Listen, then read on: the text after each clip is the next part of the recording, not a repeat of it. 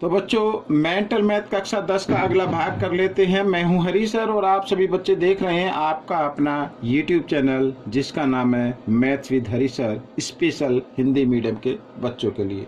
आप सभी बच्चों की डिमांड पर ये चैनल मैंने बनाया और जो बच्चे इंग्लिश मीडियम में वो चाहे तो इससे भी ज्वाइन कर सकते हैं। आइए करना शुरू करते हैं। तो सबसे पहले देखो प्रश्न नंबर 26 क्या कहता है। यहाँ पर आपके सामने है ये प्रश्न नंबर 26। इसको करते हैं हल। यदि बहुपद x की घात 2 जमा ax जमा 2b का एक गुणनखंड x जमा 2 है। अब इस गुणनखंड का मतलब बच्चों ये है कि अगर इस बहुपद को x जमा 2 से भाग दे तो ये पूरा पूरा भाग हो जाता है, ठीक है।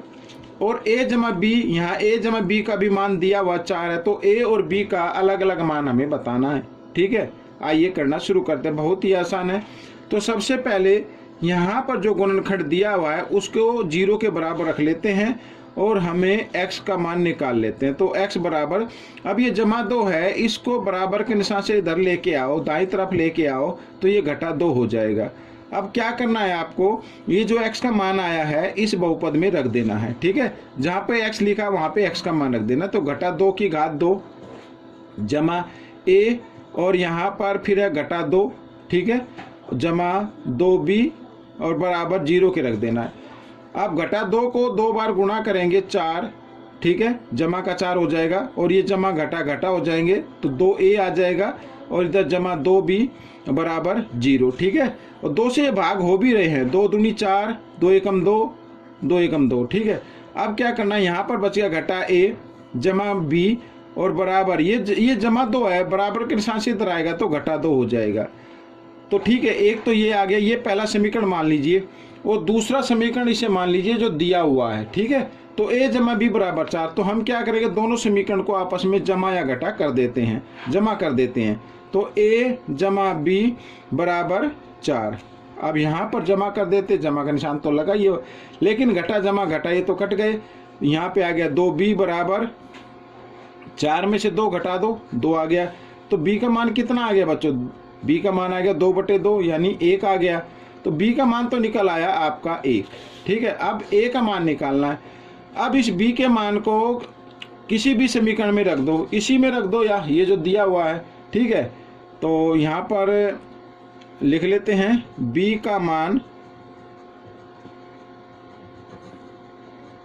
समीकरण 1 में रखने पर, 1 में रख लो, किसी में भी रख लो, आपका उत्तर आ जाएगा रखने पर। यहाँ पर देखो घटा a जमा b की जगह b का मान और बराबर घटा 2, ठीक है। तो घटा a ये जमा 1 है, बराबर के साथ से इधर ले आओ तो घटा 1 हो जाएगा। इस तरीके से घटा a और घटा 2 और घटा 1 घटा 3 हो गए, घटा से घटा का निशान कट गया, a बराबर 3 आ गया, b का मान आ गया, a का मान आ गया। तो बच्चों ये आपका प्रश्न हल हो गया।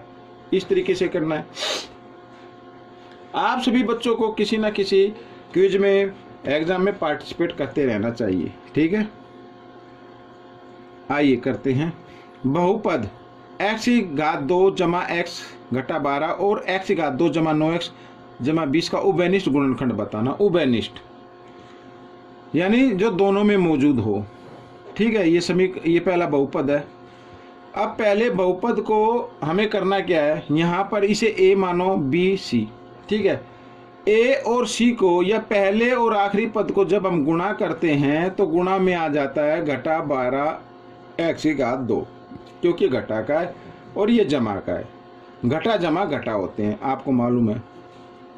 बीच में है जमा का निशान। तो हमें 2 संख्या लेनी है, एक तो लेनी है जमा की और एक लेनी है घटा की, क्योंकि जिसको गुणा किया, जिन पदों को हमने गुणा किया वो एक जमा का एक घटा का, इसलिए आप भी एक जमा का और एक घटा का लेंगे। और ऐसी संख्या लेनी है कि उनको गुणा करें तो 12 और उनको आपस में घटाए तो यहाँ पर कितना गुणांक है, x के साथ 1 है, तो 1 आना चाहिए, ठीक है। और वो संख्या हो जाती हैं x की 2, यहाँ पर जमा, बड़े जो नंबर होता है ना उस पर जमा का निशान रखना है। तो 4x और घटा 3x, क्योंकि इन दोनों को गुणा करेंगे तो 12 आ जाएगा, घटा 12 आएगा, क्योंकि जमा घटा घटा होते हैं। और आपस में इनको जब घटाएंगे तो 1 आ जाएगा, घटा 12। ठीक है, यही आपका, यहीं से आपका उत्तर बन जाएगा। अब आपको करना क्या है, कुछ नहीं करना है। यहाँ पर आपको जो जमा का है उसको तो रख लेना घटा में, ठीक है ना, बराबर यहाँ पर एक इस तरीके से। तो क्या पूछा था, गुणनखंड बताना है। ठीक है, गुणनखंड बताना है। तो यहाँ पर x जमा 4 आ गया, गुणनखंड बताने, जीरो वो नहीं बताएंगे, मान नहीं बताएंगे। और 1 आ गया x घटा 3, यही तो लिया हमने भाई। 1 हमने लिया 4 और 1 लिया 3, तो उसको इस तरीके से लिखना है आपको, x जमा 4 और x घटा 3। एक तो ये हो गया। ठीक है, आइए इसको निकाल लेते हैं, x की 2 जमा 9x जमा 20, इस तरीके से। ठीक है, अब यहाँ पर ये तो सभी जमा किए।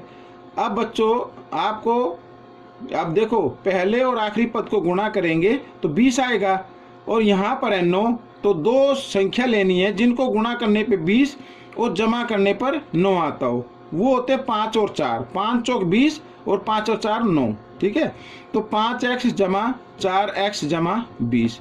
तो हमने क्या लिया, 5x और 4x लिया। तो आपको लिखना है x जमा 5 और x जमा 4, यही तो गुणनखंड है। अब इसमें उभयनिष्ठ गुणनखंड क्या है, अब आपको मालूम हो गया होगा, वो मैं इधर लिख देता हूं। उभयनिष्ठ गुणनखंड, उभयनिष्ठ गुणनखंड है x जमा 4, जो दोनों में होता है। तो ये उभयनिष्ठ गुणनखंड है, ये आपका उत्तर बनेगा। ठीक है, आइए करते हैं अगला प्रश्न। अब यहाँ पर देखो क्या कहा है, एक बहुपद की घात 5 है। ठीक है, कोई भी बहुपद है, उसकी घात कितनी दी हुई है, 5 दी हुई है। तो उसे एक द्विघात बहुपद से भाग दिया है, भाग दिया गया है, यानी देखो इधर भी कोई संख्या होंगी, हम नहीं लिखते हैं, उसको द्विघात से, यानी जिसकी घात 2 होती है, ऐसे बहुपद से इसको भाग दिया गया है। तो शेषफल एक बहुपद आता है, यहाँ पर भी एक बहुपद आता है शेषफल। तो इस शेषफल बहुपद की घात क्या होगी। अब बच्चों देखो यहाँ पर आगे नहीं पता क्या है, अगर, क्योंकि हमें यहाँ पर क्या करना पड़ता है, पहले ये मिलाना पड़ता है। पहला जो मैच होता है x की घात 5 है, यहाँ x की घात कितनी है, 2 है। अगर हम इसको x की घात 3 से कर दे गुणा, और गुणा में घातें जमा हो जाती है, तो ये कट जाएगा पूरा। अब कट जाएगा तो नीचे क्या आएगा, या तो 0 आएगा, या तो 0 आएगा, या फिर इसमें पूछा कि एक बहुपद है, बहुपद है तो इसका मतलब x के साथ कोई नंबर लिखा होगा, या देखो शेषफल या तो 0 आएगा या 1 आएगा। ठीक है, या और क्या आएगा वो हमें नहीं मालूम, तो आप 0 या 1 में से कोई लिख सकते हैं। ठीक है, आइए करते हैं अगला प्रश्न। प्रश्न नंबर 29 कहता है प्रश्न, बहुपद x की घात 2 घटा 9x जमा 20 को x घटा 5 से भाग देने पर भागफल क्या होगा। भागफल पूछा, इसमें शेषफल नहीं पूछा। तो आपको क्या करना है, यहाँ पर फिर वही करना है। देखो ये हो गया बहुपद आपका, x की घात 2 घटा 9x जमा 20। क्या करना है, यहाँ पर जो आखिरी पद है और जो पहला है, इनको आपस में गुणा करेंगे तो 20x की 2 आ जाएगा। ठीक है, और यहाँ पर क्या घटा का निशान है, लेकिन जिसको गुणा किया वो तो जमा के हैं। तो हमें क्या करना होगा, दोनों संख्याओं पे घटा का निशान लेना होगा, घटा घटा भी जमा हो जाते हैं। ठीक है, तो ऐसे अंक बताने हैं कि उनको गुणा करे तो 20 और आपस में जमा करे तो, क्योंकि घटा घटा क्या होंगे, जमा करे तो 9, वो होते 5 और 4। तो यहाँ पर x की घात 2 घटा 5x घटा 4x जमा 20, बस इतना ही करना है।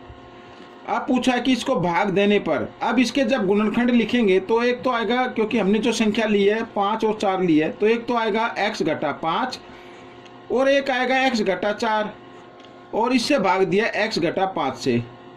अब x घटा 5 से भाग दे तो x घटा 5 से x घटा 5 कट जाएगा, क्या बचा, x घटा 4। तो ये भागफल होगा, यही आपका उत्तर बन गया। आइए करते हैं अगला प्रश्न।